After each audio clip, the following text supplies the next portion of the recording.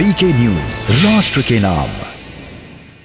तो ब्रेक के बाद आपका स्वागत है। सवाल देश का है में आज बात हो रही है कि एक भगवाधारी संत योगी को जिस तरह से प्रतीकात्मक तौर पर केरल की सड़कों पर एक इस्लामी संगठन की ओर से घसीटा गया, पीटा गया, इससे क्या संदेश देने की कोशिश की जा रही है? और क्या इस देश में, लोकतांत्रिक देश में विरोध के नाम पर यह जायज है?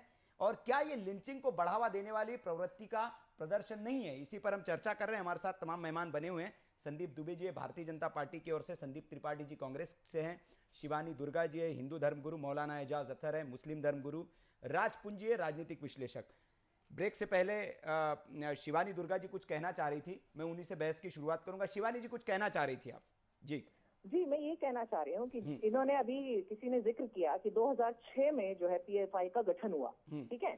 तो उन्होंने अभी क्या कहा था त्रिपाठी जी ने कि मोदी जी या बीजेपी पीएफआई पर बैन क्यों नहीं लगाती, किस चीज का इंतजार कर रही है? तो मुझे ये कहना है कि 2006 में तो कांग्रेस की सरकार थी, तो उस समय कांग्रेस ने बैन क्यों नहीं लगाया ऐसी संस्थाओं पर? उनके पास बहुत लंबा एक समय था कि जब वो रूल कर रहे थे, तो क्यों तब बैन नहीं लगाया गया? और अभी ये क्यों बोला जाता है कि बीजेपी ने बैन नहीं लगाया या मोदी जी को इमीडिएटली इस पर एक्शन लेना चाहिए? तो घटनाएं तो वो तब भी कर रहे थे, तो तब बैन क्यों नहीं लगाया गया? तो मतलब आप इस चीज को बोल करके बार बार आप एक तो मैटर को घुमा रहे हैं, उसको राजनीतिक बना रहे हैं। आप इतना सा उत्तर क्यों नहीं दे पा रहे कि क्या जो ये घटना हुई वो जायज है? क्या उसकी प्रशंसा होनी चाहिए या उसकी निंदा होते हुए उसके ऊपर एक्शन लिया जाना चाहिए? जी जी जी, संदीप जी जवाब दीजिए। संदीप त्रिपाठी जी,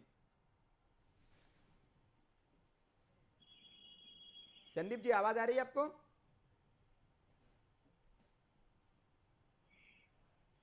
अच्छा, संदीप जी को आवाज नहीं जा रही है। राज जी अब नहीं जाएगी। जी जी, राज जी मैं आपके पास आना चाहूंगा। बहस हमने सुनी, एक छोटा सा सवाल था, हमने पूछा, और इसको धार्मिक एंगल हम देने की कोशिश नहीं कर रहे हैं, लेकिन संदेश कहीं ना कहीं वही है। क्योंकि आप प्रतीकात्मक तौर पर, कहा जाता है कि प्रतीक इस देश में बहुत मायने रखते हैं और प्रतीकों पर ही राजनीति होती है। जब कोई भगवा कपड़े पहने हुए शख्स को आप रस्सी से बांधकर गली से घसीटते हुए, खींचते हुए लेके जाएंगे और उन्हें पीटेंगे, तो इसका संदेश क्या देने की कोशिश की जा रही है किसी को बताने की जरूरत नहीं है। पालघर में साधुओं के साथ क्या हुआ, उसके बाद साधुओं के साथ क्या हो रहा है, ये किसी को बताने की जरूरत नहीं है। इस दृश्य को जरा थोड़ा उल्टा करके देखते हैं हम। अगर वहां पर कोई जालीदार टोपी पहना हुआ शख्स होता और सांकेतिक तौर पर ही सही इस तरह की घटना को अंजाम किसी भारतीय जनता पार्टी शासित राज्य में दी गई होती, क्या इतना सन्नाटा, इतनी शांति अभी तक होती? इस मुद्दे को इतना बड़ा बना दिया जाता और इस देश को कई गैंग निकल के बाहर आ जाते कि भारत देश रहने लायक नहीं है, अनसेफ है, यहां लिंचिंग हो रही है, यहां लोग सेफ नहीं है और देश अशेम्ड, हम हिंदू होने के नाते शेम महसूस कर रहे हैं। ये तख्तियां निकल आती, लेकिन इस मुद्दे पर एक शांतता पसरी हुई है, सन्नाटा पसरा हुआ है। क्या एक तरह का प्रश्रय नहीं है? एक तरह की हम उसको ग्लोरीफाई नहीं कर रहे और उस तरह उन लोगों को बढ़ावा नहीं दे रहे चुप्पी साध कर? शिवानी जी ने कहा था कि अपना संदीप जी से, क्योंकि यहाँ पे दोनों संदीप हैं और मैं संदीप त्रिपाठी जी की बात कर रहा हूँ, कांग्रेस के जो प्रवक्ता हैं। उनको पूछा था कि आपको इस पे क्या प्रतिक्रिया देनी है। उन्होंने हर बात कह दी, लाशों की बात कर दी, उन्होंने हर चीज कह दी, उन्होंने ये भी बता दिया पेट्रोल डीजल ये वो सब कुछ बोल दिया, लेकिन जो बात पूछी गई उसका कोई जवाब नहीं दे पाए। तो मैं उनसे यही कहना चाहता हूँ, देखिए इसी तरह से कांग्रेस की विफलता का कारण ही यही रहा है। मैं ये नहीं कहता कांग्रेस, देखिए इतनी पुरानी हमारे जो कांग्रेस पार्टी है इतनी पुरानी है इस देश में, 70 साल जिसने राज किया हो, उस पार्टी का कुछ ना कुछ तो होगा ना इस देश में, कुछ तो बोले। जब कोरोना का टाइम आया, वही आज भी देश की जनता पूछती है इनसे कि कोरोना के समय में कहाँ चले जाते और छोटी सी कोई बात होती है उत्तर प्रदेश पहुंच जाते हैं, और जो पंजाब में कुछ होता तो जाते नहीं, राजस्थान में कुछ होता तो जाते नहीं है। आज अगर वामपंथियों की सरकार है केरल के अंदर, या राहुल गांधी जी जब राहुल गांधी की वहां रैली हुई थी इलेक्शन के समय, आपने देखा होगा, तो वहां पाकिस्तान का झंडा भी बह रहा था, तब भी कोई एक्शन नहीं लिया गया। और आज जो इस प्रकार हो रहा है वहां पे, तो भी आज भी कोई रिएक्शन नहीं है। मतलब राहुल गांधी जी को कम से कम सामने आना चाहिए, कुछ बोलना चाहिए। मतलब यही थोड़ी कि हर चीज वो उत्तर प्रदेश के बारे में बोलेंगे या जहां जहां भाजपा की सरकार है, वो अलग मैटर है। आपके राजनीति के वो प्रतिद्वंद्वी हैं, आपके अपोजिट में खड़े हैं, आप उनके बारे में कुछ भी बोलिए उनके बारे में, लेकिन इस समय देश का मामला है। देश के अंदर 3 रंग है, सबसे ऊपर भगवा है, बीच में श्वेत है, उसके नीचे हरा है, तो देश पूरा जुड़ के चलता है। तो कम से कम राहुल गांधी जी का भी धर्मनिरपेक्षता की बात करते हैं तो कम से कम कुछ तो तो आगे बोले ना आके, या जी। संदीप जी को इसका जवाब देना चाहिए था, जो इस समय प्रवक्ता बैठे हमारे जी जी कांग्रेस। संदीप जी, आपको आवाज मिल रही है अभी? आपका सवाल नहीं सुन पाया, बिल्कुल जवाब दूंगा। एक बार जी, फिर से मैं सवाल शिवानी कर जी को लीजिए। फिर कहूंगा कि आपसे सवाल पूछ ले। शिवानी जी पूछिए कुछ जो शिवानी पूछ जी। रही जी थी। जी त्रिपाठी जी, आपने कहा था कि पीएफआई का गठन 2006 में हुआ था, और अभी आपने कहा कि मोदी जी ऐसी संस्था पर बैन क्यों नहीं लगाते, या फिर बीजेपी इस पर बैन क्यों नहीं लगाती। तो 2006 में जब गठन हुआ तब कांग्रेस की सरकार थी और उसने उसके बाद भी बहुत साल रूल किया, तो फिर उतने समय में क्या कोई घटना ही नहीं हुई कि इस संस्था पर बैन लगाया जा सकता था? तो कांग्रेस ने उस समय इस संस्था पर बैन क्यों नहीं लगाया? अभी आप फटाफट मोदी जी और बीजेपी पे, तो फटाफट शुरू से आपने टॉपिक ही बीजेपी और मोदी जी के ऊपर शुरू किया है। हम बात कर रहे हैं एक गलत एक्ट की, आपने लेकिन उसको राजनीतिक रंग दे दिया। खैर, मैं आपसे सिर्फ ये पूछना चाहती हूँ, तो उस समय कांग्रेस इतने सालों तक क्या कर रही थी? कांग्रेस ने क्यों नहीं बैन लगाया इस संस्था पर? जी संदीप जी। जवाब दे दूं? जी जी जी, देखिए, आप शासन में हो और आप किसी संगठन पर सवाल उठाएं और उस पर कार्रवाई ना करें, तब मंशा आपकी गंदी समझ में आती है। शिवानी जी, आप बता दीजिए कि आज के पहले, इस सीए और एनआरसी के पहले पीएफआई का नाम आपने कब सुना था और कब इसके बैन की मांग उठी थी? महाराज, जब जागो तभी सवेरा, जैसे ही सुन लिया, उसके बारे में पढ़ लिया, तो हमने बोल दिया। आपको भी उसी समय, उस समय आप बोल रहे हैं कि उस समय छुपे रूप में सारे एक्ट करवाए जा रहे थे, इतनी सारी चीजें हो रही थी। कौन हिंदू को बोल पाता था क्या? हिंदू धर्म के देवी देवताओं का अपमान इतना खुले धड़ल्ले से किया जाता था। कांग्रेस के राज में कोई हिंदू बोल पाता था क्या? आप बताइए। कोई संदीप जी, शिवानी जी शायद नहीं बता पाए आपको, लेकिन मैं बता देता हूँ। कांग्रेस राज में पीएफआई का नाम कब आया था मैं बता देता हूँ। मैं आपकी जानकारी दुरुस्त कर देता हूं संदीप जी। केरल हाईकोर्ट के एक जज थे, उन्होंने, केरल हाईकोर्ट के जज ने एक टिप्पणी दी थी कि पीएफआई जो है लव जिहाद फैला रहा है, इस देश में लव जिहाद फैला रहा है, और उसके साक्ष्य मिल रहे हैं। यह आपका शासन था तब केंद्र में। जी बोलिए। देखिए, पहली बात तो आप कह रहे हैं, मैं कह रहा हूं कोई घटना बता दीजिए। लव जिहाद का मुद्दा 2017 के चुनाव में उठा है पहली बार। अच्छा, इससे पहले लव जिहाद का कोई जिक्र नहीं था? पहले से था। नहीं, मुद्दा पहले भी उठा है, ऐसी बात नहीं है। वो आपने उठाया। केरल हाईकोर्ट के जज का स्टेटमेंट पढ़ लीजिए सर। केरल हाईकोर्ट के जज का स्टेटमेंट पढ़ लीजिए, कब आया है। सरकार की थी, को आगे बढ़ने नहीं दिया गया। तरीके से करेंगे तो मैं उठ जाऊंगा। नहीं, आपको तो मौका दिया जा रहा है सर। सारे लोग आपसे सवाल पूछ रहे हैं, आप कह रहे उठ जाएंगे। आप जवाब दीजिए सर। बोलिए भाई। अरे भाई, कितने लोग भाजपा के, आप तो 4 प्रवक्ता बैठालते हैं। आप स्वयं भी मतलब मान के चलिए कि वैचारिक रूप से दक्षिण पंथी हैं। तो लेकिन मुद्दे पे तो बात देखिए संदीप जी, ये आपकी विफलता है कि सारे भाजपा के प्रवक्ता बन गए, आपके तरफ कोई है ही नहीं। ये इसको मानिए आप, ये तो आपकी विफलता है। ये आपकी विफलता है। अगर आप बाकी जो पैनल में बैठे हुए लोग हैं उनको अपनी तरफ नहीं कर पा रहे, ये तो आपकी विफलता है। नहीं है, मेरे देश की तरफ रहेंगे आप, मेरी तरफ नहीं आप रहेंगे। देखिए, सवाल आप कर रहे हैं तो जवाब भी तो लीजिए ना। जी बोलिए ना आप सर। आप जवाब के नाम पर गलत तथ्य देंगे तो मैं टोकूंगा ना सर आपको। मैंने बस ठीक किया, आपको बता दिया कि कांग्रेस सरकार में कब पीएफआई का नाम आया था। जवाब के बाद आप पूछ लीजिए। जी बोलिए। बीच में कौन सा तरीका होता है? आप बात ही नहीं रखने देंगे। जी बोलिए। आप कोई बोलेगा नहीं, अब सिर्फ संदीप जी बोलेंगे। कांग्रेस के प्रवक्ता ने, मैं आपके वीडियो वायरल देखता हूँ जी। अगर यही करना है आपको तो करिए फिर। नहीं, चलिए आप पूरा मौका आपको सर, अब पूरा मौका आपको। अब कोई नहीं बोलेगा, संदीप जी बोलेंगे।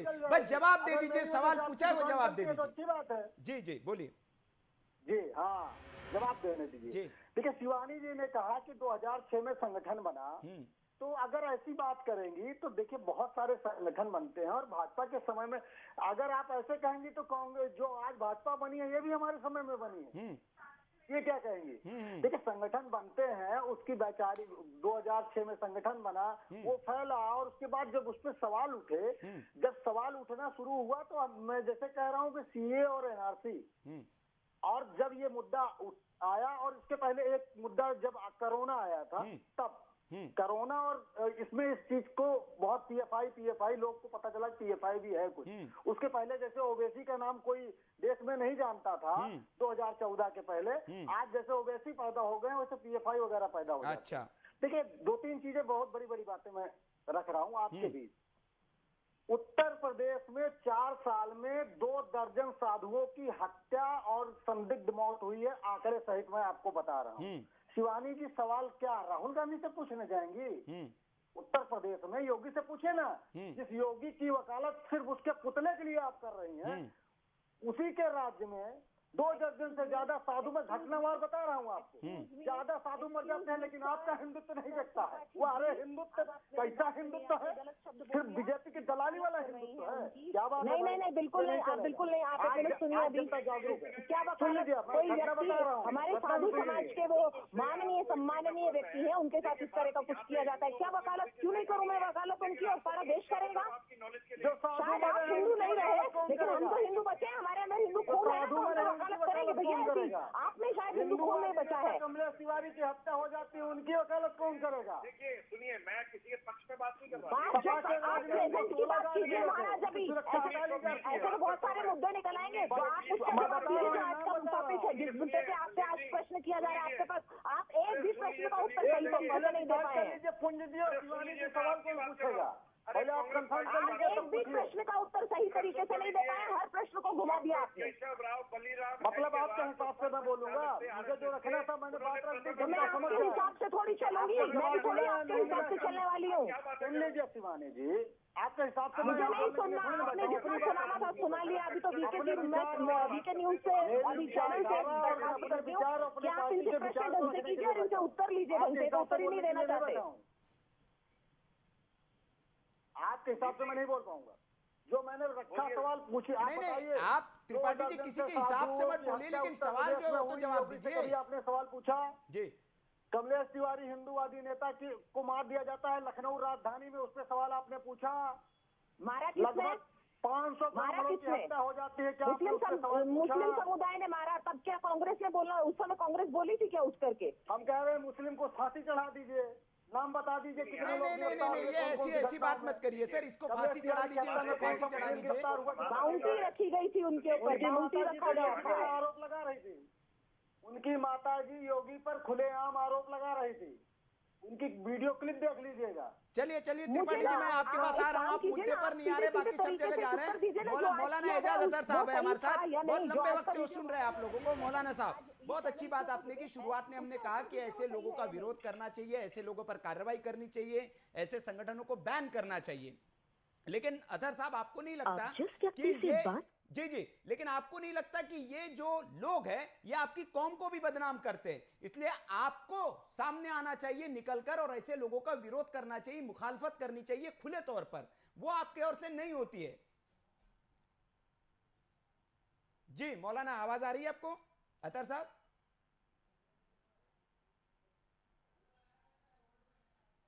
शायद आप आवाज नहीं जा रही है मौलाना साहब को, हमारी आवाज नहीं पहुंच रही है।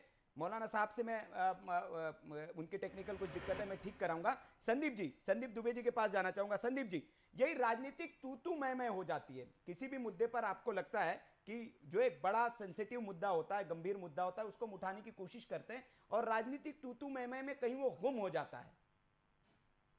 देखिए, मैं एक बात कहना चाहता हूँ, पूरा कांग्रेस या जो दुश्मन टाइप के लोग हैं, या जो स्वीकार नहीं करते हैं लोगों को, वो इसलिए डरे हुए हैं कि योगी जी में प्रकारशीलता, राष्ट्रवादिता, पारदर्शिता, दूरदर्शिता, अध्यात्मवाद है, मानवता है, विनयशीलता है, और उनके कार्य करने की शैली में आदर्श है। उस आदर्श को लेके सब कांग्रेस घबराई हुई है। वो अभी कांग्रेस के मित्र वैसा दिख रहे हैं, तो संदीप जी बार-बार इसीलिए विरोध भी कर रहे हैं कि वो क्या करें। तो जायज है ना, लेकिन संदीप त्रिपाठी जी का ये सवाल जायज है दुबे जी, कि ये संगठन अगर आपको लगता है इतनी बार बैन आप कर रहे हैं, क्यों नहीं बैन कर देते इस संगठन पर? आप क्यों नहीं लगा देते? सुनील रावत जी, हमारी सरकार ने ऑलरेडी इन सारी संगठनों को लेके कोर्ट में गई हुई है, और कोर्ट जब जो ही आदेश देगी इनको हम बैन भी कर देंगे। उसकी प्रक्रिया चल रही है। दूसरी सबसे इम्पोर्टेंट बात है, जहाँ पे ये घटना हुई है वहाँ की सरकार को कह रहे हैं कि वो सरकार तुरंत FIR लॉन्च करे और इन लोगों के खिलाफ कानून सम्मत कार्रवाई करे। तीसरी बात, कोई भी सभ्य समाज इस तरह की घटना को स्वीकार नहीं कर सकता और उसकी सराहना नहीं कर सकता और उसके पीछे खड़ा नहीं रह सकता। आज कांग्रेस के संदीप जी जिस तरह से इन घटनाओं के पीछे खड़े हैं और उसको जायज ठहराने की कोशिश कर रहे हैं, हमें लगता है कि ये विभत्स रूप है किसी भी राजनीतिक दल का, पार्टी का। और इस तरह की राजनीतिक शैली और इस तरह की कोई भी शैली इस देश में आम आदमी इसको बर्दाश्त नहीं करेगा और न कर रहा है। तो आज सबके मन में एक द्वेष है। लोग चाहते हैं कि इस तरह की घटना न दोहराई जाए और जो लोगों ने ये काम किया है उनके खिलाफ सख्त से सख्त कानूनी कार्रवाई होगी और उनकी जगह अगर जेल है उन्हें जेल में भेजने का काम करेंगे। चलिए, जेलों में भेजने का आप काम करेंगे, लेकिन आपने भी नहीं बताया कि बैन कब करेंगे। आप कह रहे कि कोर्ट में मामला लंबित है, कोर्ट कहेगा। हालांकि आपने लंबी चौड़ी इनके खिलाफ एक चार्जशीट बना रखी है उत्तर प्रदेश पुलिस ने। मैं आपको ये भी बता दूं कि ये विरोध प्रदर्शन क्यों हुआ था। विरोध प्रदर्शन दरअसल एक कप्पन नाम के पत्रकार साहब है जो पीएफआई से जुड़े हुए हैं, जिनको हाथरस की जो घटना हुई थी उसके दौरान उनको गिरफ्तार किया गया था उत्तर प्रदेश में और तब से वो जेल में ही बंद है।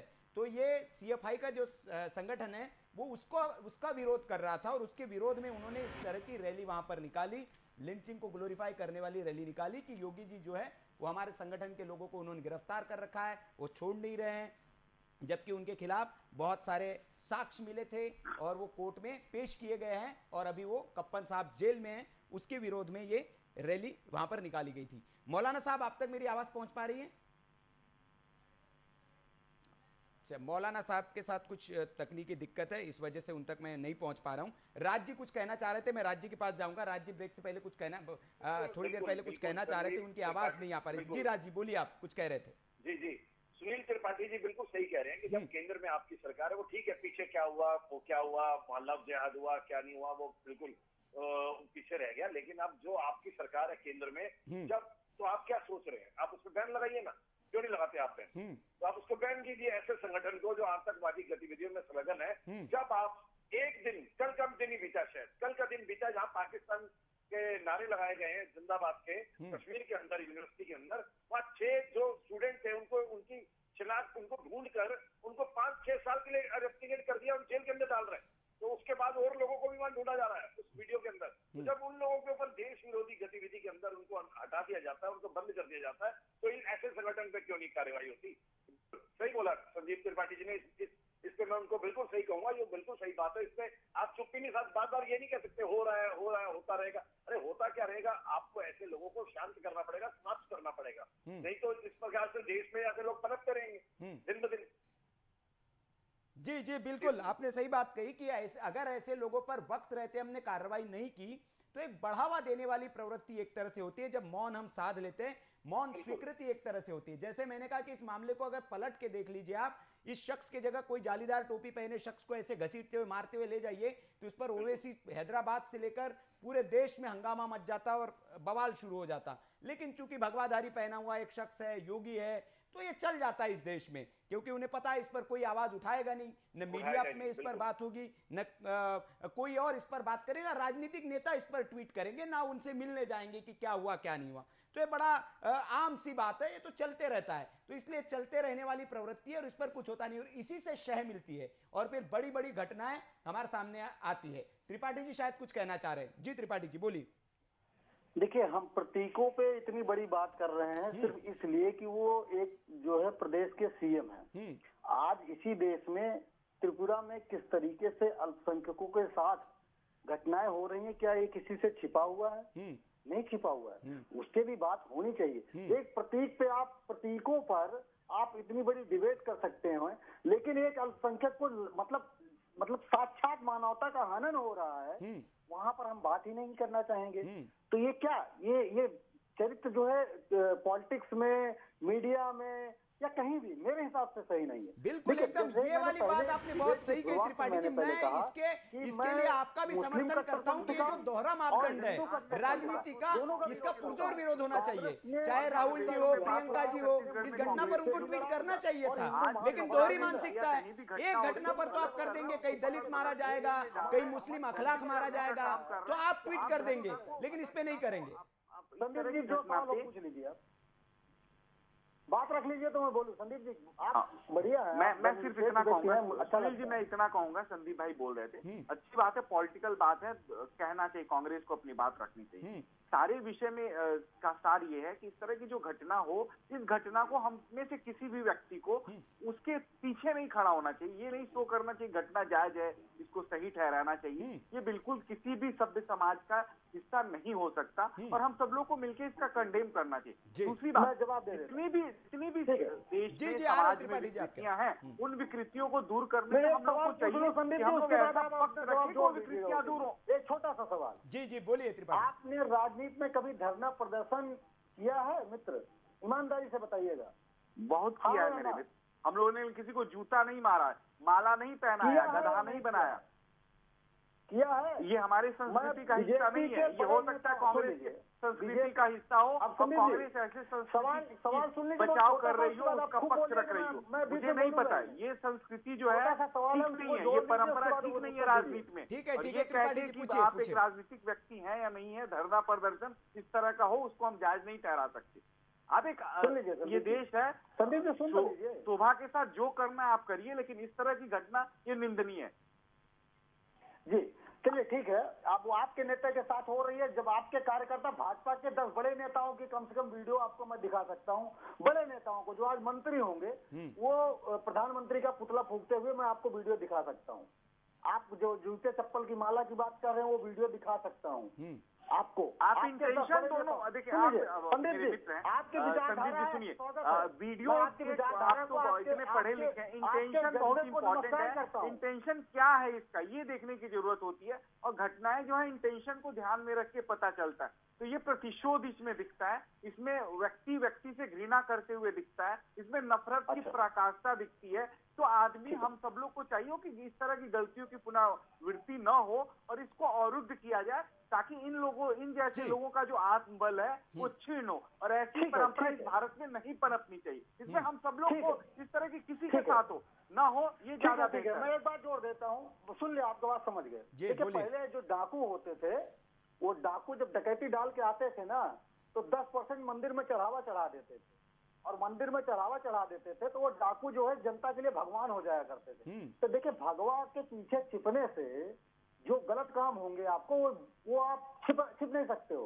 हाथ रख में संदीप जी, आप अपनी लाइन जिस को तरीके से अपने विषय को स्वीकार नहीं कर रहे हैं और आप बार बार भगवा को या ऐसे वस्त्र को या ऐसे विषय को नहीं। चलिए विषय पर आए हम। संदीप जी विषय पर आए। वैसे आपने ये बात सही की कि पहले डकैतों वाला उदाहरण आपने बहुत सही दिया। ये हम भारतीय राजनेताओं के बारे में भी देखते हैं। 4 साल तक तो गाली देंगे एक धर्म को, लेकिन जैसे ही चुनाव आते हैं मंदिरों की यात्रा शुरू कर देते हैं। ये बिल्कुल सही उदाहरण दिया है आपने। अभी देखिए कोई कहता था कि भैया वो तो किसी की नानी है, वो कहती थी कि जहां भैया मस्जिद तोड़ के मंदिर बनाया गया है वहां तो राम जी कभी नहीं रह सकते, और वही नेता अयोध्या जाके अब राम जी की पूजा कर रहे हैं।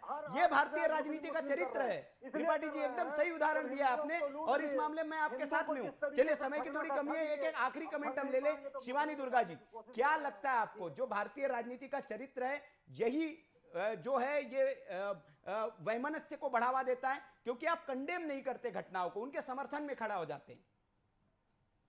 नहीं, मतलब ये आपके संदर्भ में बोल रहे हैं कि राजनीति जो आप राजनीति किस हिसाब से इसको ये कह रहे हैं आप? जी मैं राजनीतिक जो तू में होती विषय पर जो एकजुटता नहीं होती। नहीं देखिए, ये राजनीति का विषय था नहीं, ये बन गया। त्रिपाठी जी ने बहुत सारी बातें इधर उधर घुमा दी, तो टाइम बहुत सारा गया उसमें। ये एक ऐसा विषय है जो हिंदुत्ववादी और सनातनी सिस्टम को पूरी तरह से बेइज्जत कर रहा है। तो हमें इस जो भी, चाहे वो कोई भी कर रहा हो, हमें इसके अगेंस्ट में एक्शन लेना चाहिए, इसके अगेंस्ट में खड़े होना चाहिए। ऐसा कोई भी एक्ट जो हिंदू धर्म को या सनातन सिस्टम को बुरा बताता हो, या इस तरह की घटनाएं जो कि ग्लोरीफाई करती है, जैसा कि आपने कहा कि इसको वो लिंचिंग को ग्लोरीफाई कर रहे हैं इसमें, और इसमें एक तरह से वो लोगों को बता रहे हैं इनडायरेक्टली कि आप भी ऐसा करो अपनी अपनी जगहों पे। जी बिल्कुल राजी आखिरी कमेंट आपसे, क्या इस तरह की ये राजनीतिक तूतू में इस तरह के लोगों को शह देती है, और जो ये करने वाले, इसको ग्लोरीफाई करने वाले, उन पर उनका विरोध करने के बजाय उनको शह देने वाली घटनाएं हैं? सख्त एक्शन लिया जाना चाहिए। जी राज जी। देखिए, जिस प्रकार से मैं पूरी बात आपकी सुन नहीं पाया क्योंकि पीछे शिवानी जी की आवाज आ रही थी, लेकिन मैं आपको ये कहूंगा कि इस प्रकार से जो गति जो इन्होंने करा है, जो कृत्य किया है, ये बहुत ही गलत है। इस प्रकार से नहीं होना चाहिए देश में, और इस प्रकार के संगठन का और ऐसे संगठन को बिल्कुल भारतीय जनता पार्टी की सरकार है केंद्र में, और बिल्कुल सही संदीप त्रिपाठी जी ने सही बात कही है कि इसको बिल्कुल बैन कर देना चाहिए, इसमें कोई दो राय नहीं है। और अगर आपकी सरकार है तो आपके इसके ऊपर कदम उठाने चाहिए। दूसरी तरफ आप कश्मीर में जब एक दिन में कदम उठा रहे हैं तो यहाँ क्यों नहीं? तो बिल्कुल इस पर कदम उठाना चाहिए और इनको बैन करना चाहिए, और जो भी लोग इसमें शामिल है इस प्रकार से करने में, इससे क्योंकि संदीप दुबे जी आखिरी कमेंट, क्या कार्रवाई होगी इस पर? बिल्कुल होगी, और इस तरह की कार्रवाई से एक अच्छा संदेश जाएगा समाज के बीच, और न्याय सिर्फ बातें नहीं होनी चाहिए, न्याय होते हुए दिखना चाहिए। तो मैं इसीलिए कहा संदीप जी हो या हम सब लोग हो, हम सब लोग को मिलकर ऐसी किसी भी घटना का समर्थन किसी उदाहरण के द्वारा नहीं देना चाहिए, किसी के साथ हो सकता है। चलिए बहुत बहुत शुक्रिया तमाम मेहमानों का। माफी चाहूंगा मैं त्रिपाठी के पास नहीं जा पा रहा हूं, समय की कमी है।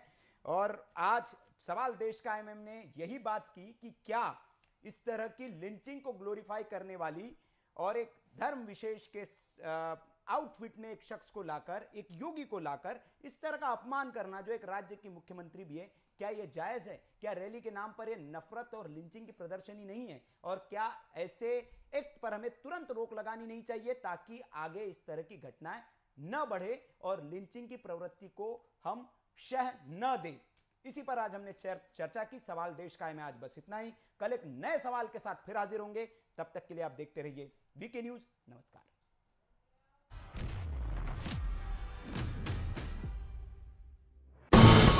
ये है ड्रीम मीडिया नेटवर्क